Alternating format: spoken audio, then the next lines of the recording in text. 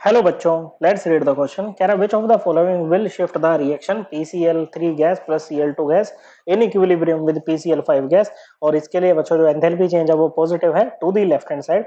ये चार फैक्टर दे रखे हैं बच्चों, इन चारों में से वो कौन सा फैक्टर होगा जो इस रिएक्शन को लेफ्ट हैंड साइड मतलब बैकवर्ड डायरेक्शन में शिफ्ट करेगा। डेल्टा एच पॉजिटिव है। ओके, डेल्टा एच पॉजिटिव मतलब है ये रिएक्शन कैसी है, एंडोथर्मिक है। ओके, हीट ले रही है, नेट हीट ये ले रही है बच्चों बाहर से।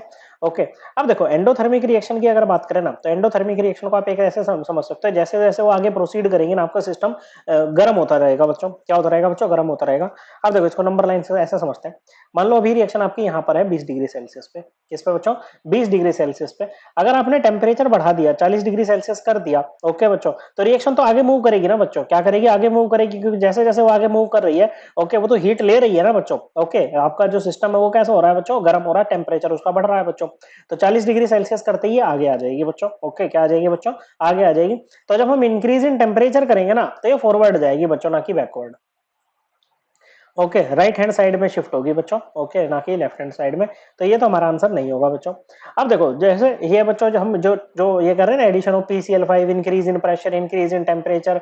ओके, ये सब क्या है बच्चों, ये सब एक तरह से क्या हो रही है, छेड़छाड़ हो रही है इक्विलिब्रियम के साथ में। और जब भी कोई भी छेड़छाड़ होती है ना इक्विलिब्रियम के साथ में, कोई भी डिस्टर्बेंस होती है, तो वहां पर आता है आपका ली-चैटलियर प्रिंसिपल, जो ये कहता है कि भाई अगर इक्विलिब्रियम के साथ में हम कोई भी डिस्टर्बेंस क्रिएट करेंगे ना बच्चों, तो इक्विलिब्रियम खुद को उस इस तरह से एडजस्ट करेगा, उस डायरेक्शन में शिफ्ट होगा कि वो जो आपने डिस्टरबेंस यहाँ पर की थी ना, उसके इफेक्ट को ये मिनिमाइज कर सके या अंडू कर सके। ओके बच्चों, तो अगर आप पीसी ये कह रहा है एडिशन ऑफ PCl5। ओके बच्चों, क्या कह रहा है, एडिशन ऑफ PCl5। PCl5 का अमाउंट बढ़ाने से क्या होगा, तो अगर यहाँ पर PCl5 ऐड करते हो ना बच्चों, देखो जैसे A goes to B equilibrium है, अगर आप B का अमाउंट बढ़ाओगे तो रिएक्शन बैकवर्ड में जाएगी बच्चों, अगर A का अमाउंट बढ़ाओगे तो रिएक्शन फॉरवर्ड जाएगी बच्चों।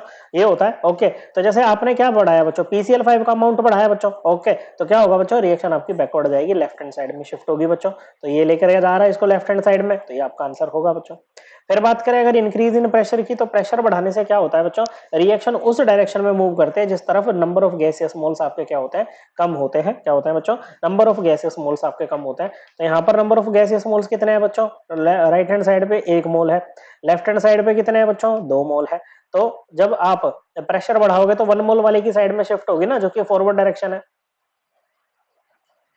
ओके बच्चों, क्या है, फॉरवर्ड डायरेक्शन है, तो ये भी आपका आंसर नहीं होगा। फिर बात करें अगर कैटलिस्ट की, तो कैटलिस्ट जनरली वो सब्सटेंस होता है जो रेट ऑफ रिएक्शन को इंक्रीज करता है बच्चों।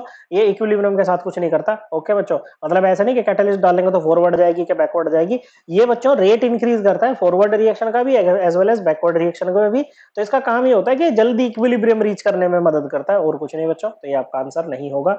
Correct answer will be option 1। I hope आपको एकदम क्लियर हो गया होगा। थैंक यू बच्चों।